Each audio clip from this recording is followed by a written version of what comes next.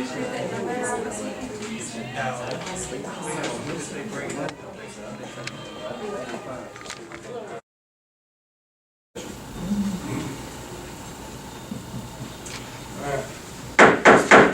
this Jackson County Commission Work Session, May 20th, 2019 to order. Roll call. Mr. Rich. Present. Mr. Venable. Present. Ms. Gilbert. Present. Mr. Sis. Present. And the chairman is here also. We'll have our prayer by Mr. Porter, and President Lee by Mr. Venable. Let's pray together. God, our Father in heaven, we look around us every day, and what a beautiful place we have to live, and beautiful people we have to work with and to administer to serve. So we're thankful for these blessings.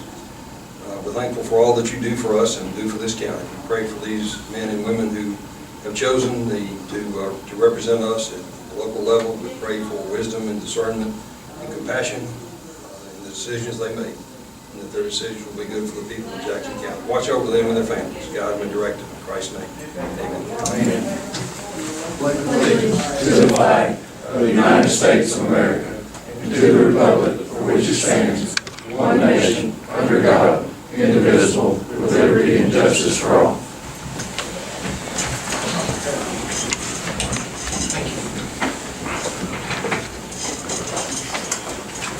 If everybody's had a chance to look over our agenda items, if there's no changes or anybody wants to add anything to it, I need a motion to approve the agenda. I'll make the motion. Got a Did motion? we add that, do we need to add that to it tonight or not? About the board? Yeah, we can, since it's already, we just put it on next meeting. Got a motion and a second. All those in favor say aye. All those opposed. We have no awards presentations. We got one person for public comment, Mr. McAllister. Thanks, sir. I was curious about the absentee ballot on the special 4-mil hospital tax election that was held August 8th, 1950, where we're seeing 4 mil of the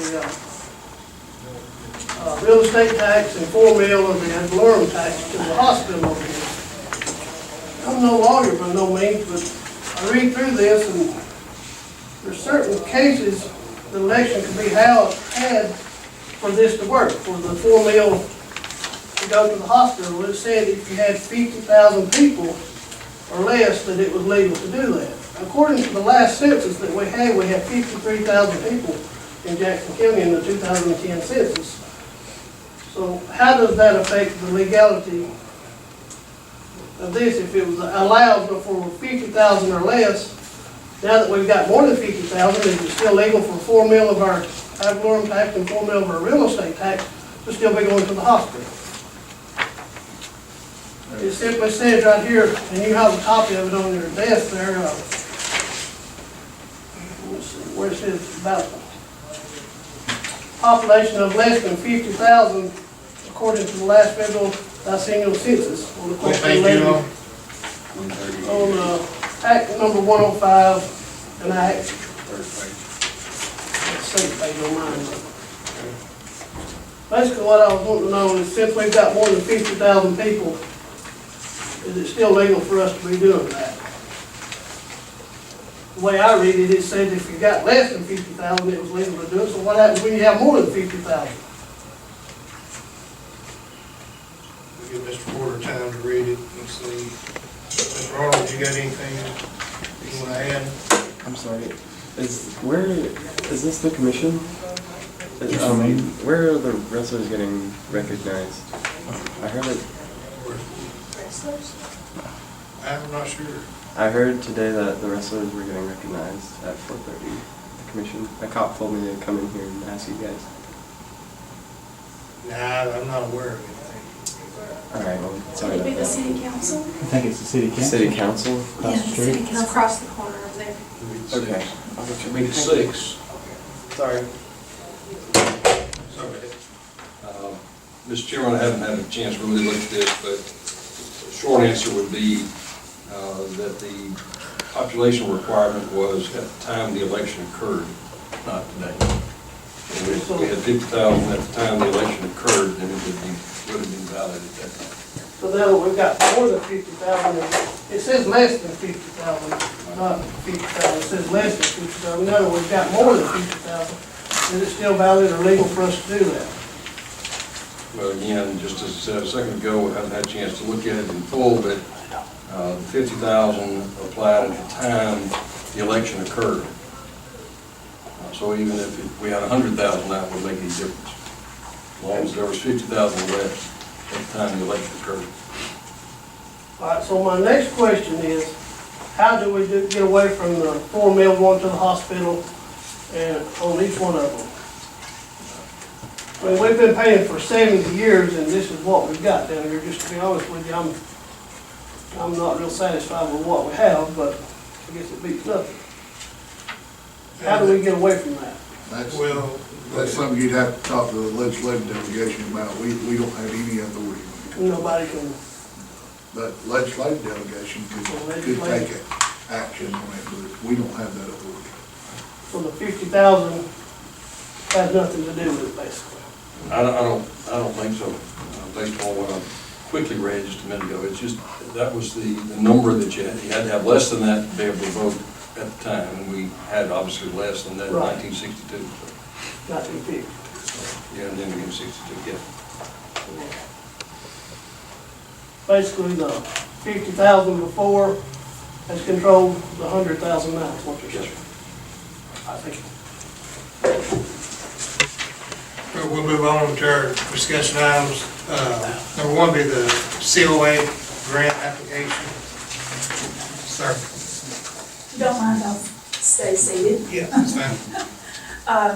Do any of you have any questions about these letters? This is what we do each year to apply for the grant application with ALDOT for our transportation program.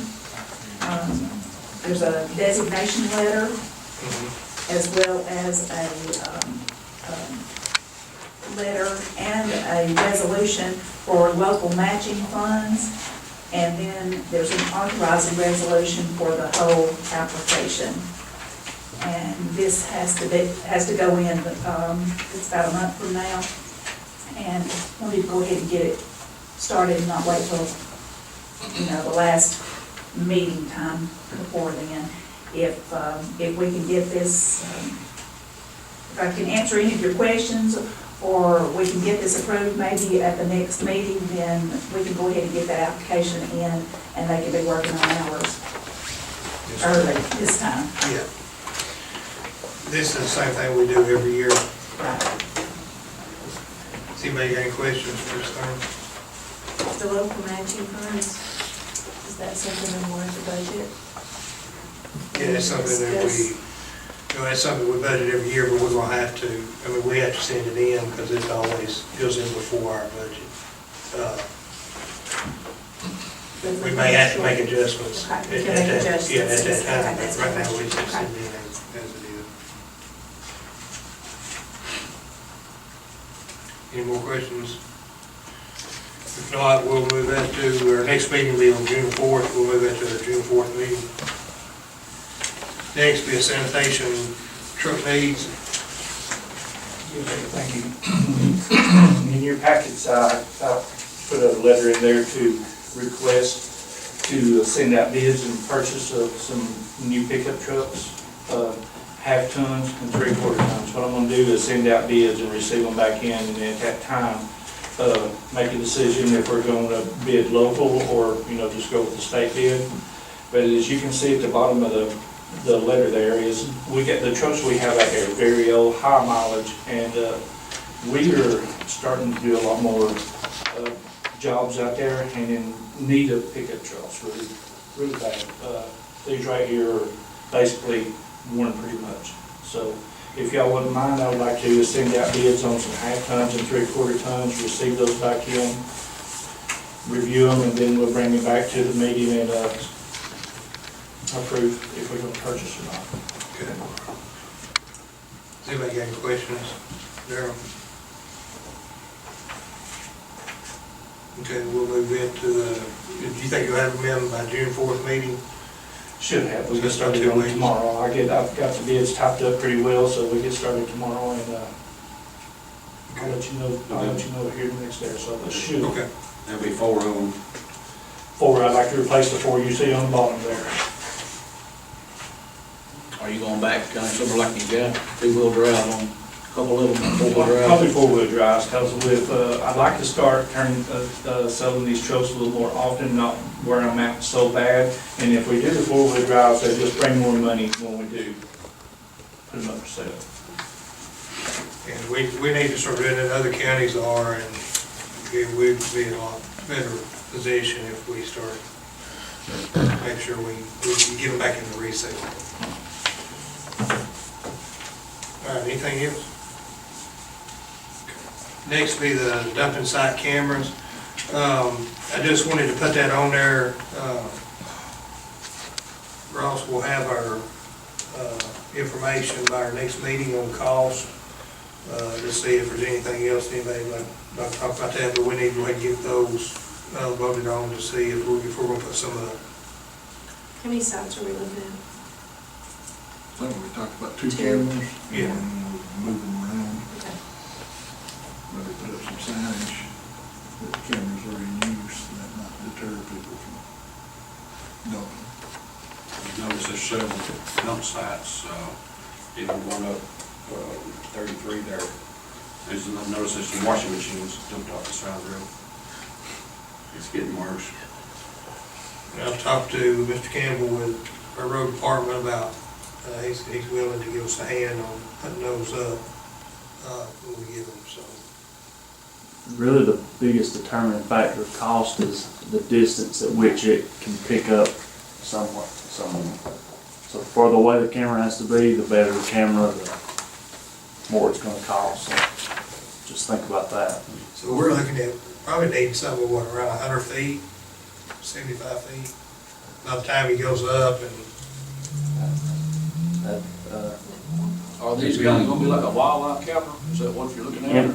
in a way, that'd be your cheaper. Cheaper route. Yeah. we're talking about You're looking at Wi-Fi. Those usually can only pick up 20-ish yards. Can see farther, but as for recording and storing it, something has to trigger it to start recording. And those only pick up things around 60 plus feet, 20 yards. When you start getting into industrial security cameras that can pick things up 100 plus feet, like you were talking, start getting short. Looked at, Ross, do they have to have a cell phone signal? They do, we would have to add that to a cellular contract, about 1 gig per camera per month, which is not that bad with AT&T. We can get it with a package deal with some cellular phones that we already have, so that wouldn't be the expense. The expense would be the upfront camera purchase. If we just bought one, I think we'd be well served. Put it at some of these sites that are continuously used as an illegal dump, and maybe cut down some of it. If that mobile, we can move it around. We have several sites across the county. And especially the one coming out of Madison County, like a little gas It's station. getting bigger and It's bigger. been added to lately. Yeah. You can just about furnish the whole house with everything that's there now. What is a violation fee on dumping right now? $500, $500. up to $500, depending upon the judge. It's up to $500 for per expense on that.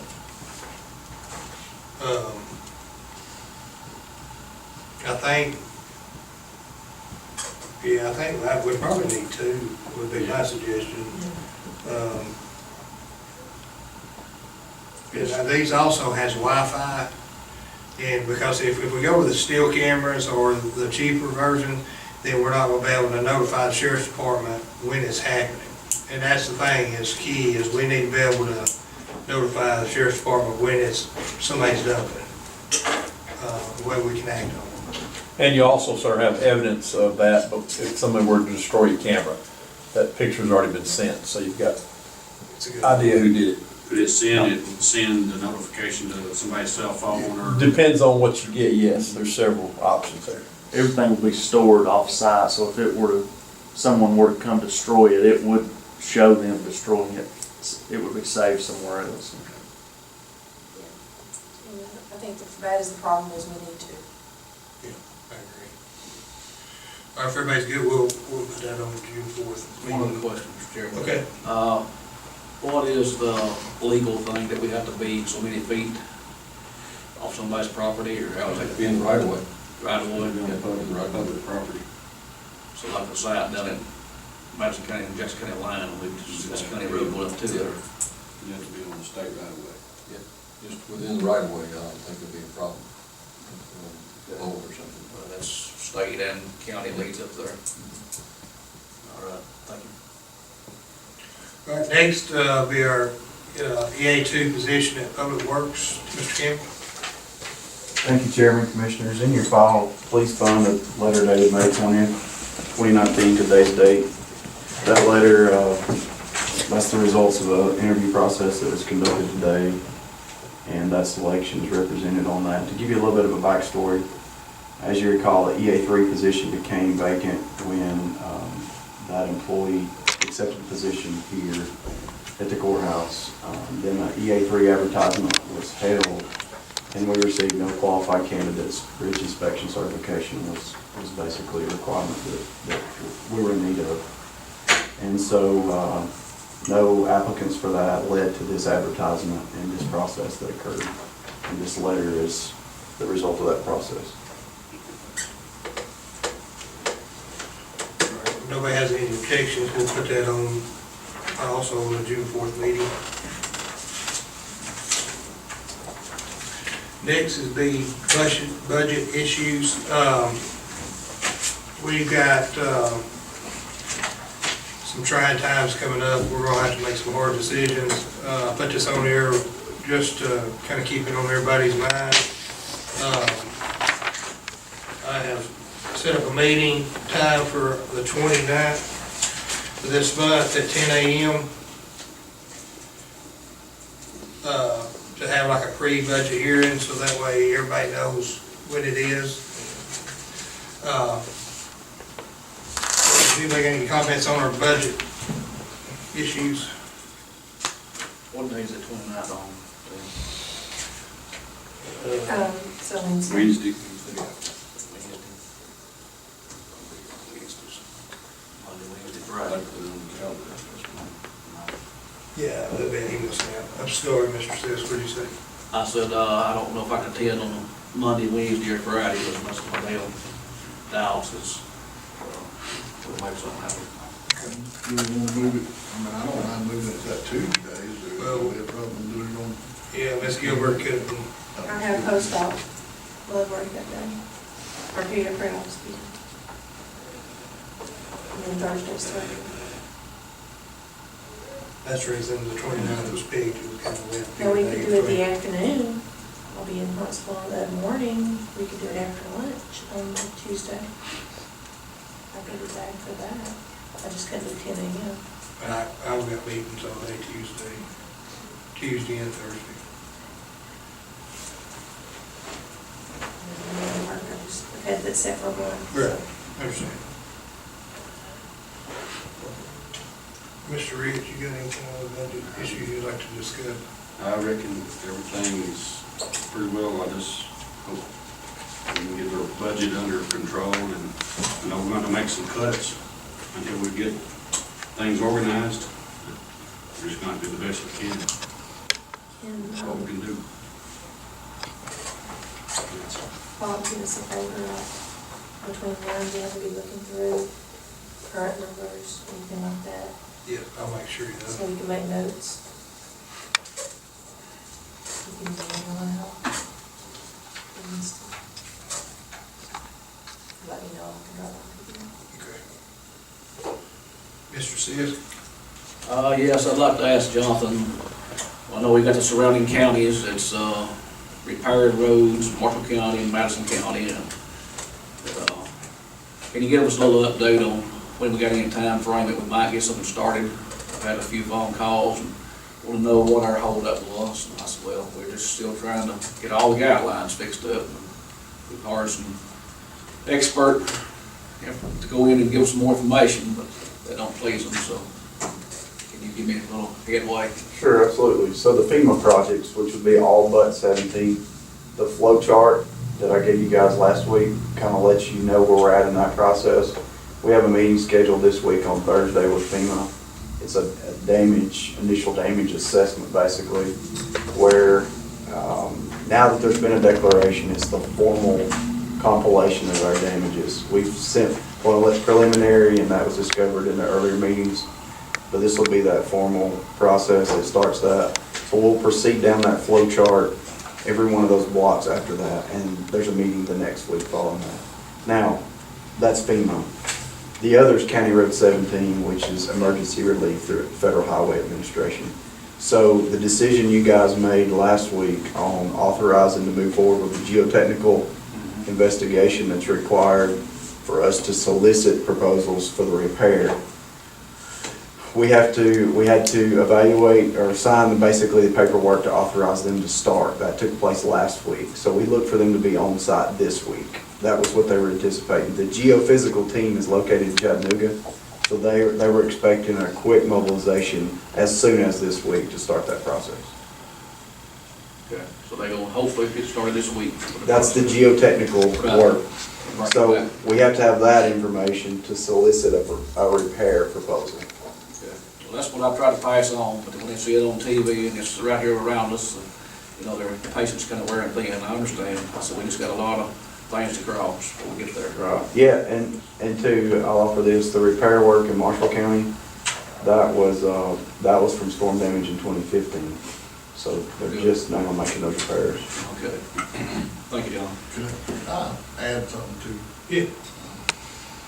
You know, part of our problem, and correct me if I'm wrong, Mr. Campbell, but, you know, we've been saying for several years that we have a financial problem, and we don't have capital, and we laid out a lot of what-if scenarios, and we had this flood damage, and it turned out to be one of those what-if scenarios with $1 million worth of damage, and us not having any capital. So we're restricted to trying to do that work in-house because we don't have the money to put it out to bid to contractors unless we borrow some money and use our new revenue to 50% of it can go toward bond issue. So that's part of our problem. Part of the reason that we're not getting some of this stuff started immediately after the FEMA declaration is because in '94, I think it was the last time the gas tax was raised, we had 49 employees at Public Works, and we're down to what, 32 now? So we don't have as many boots on the ground as we did. We don't have capital to work with. So we're limiting our guys and our resources to this flood damage work. So we were already in regression, so our roads are going to get even worse because we're devoting all this time, energy, and what resources we have to try and fix this. So this ties in with, you know, budget issues that we're having. I just wanted to make clear that, you know, it's a money issue as much as it is anything. Yes, sir, and the complexity of these damage is beyond, you know, simple slides. I mean, when they're looking at karst formations and possible sinks, and it's very specialized techniques to repair a lot of these possibilities. And before these specialized contractors feel comfortable with offering up a solution, they want details about what's going on there.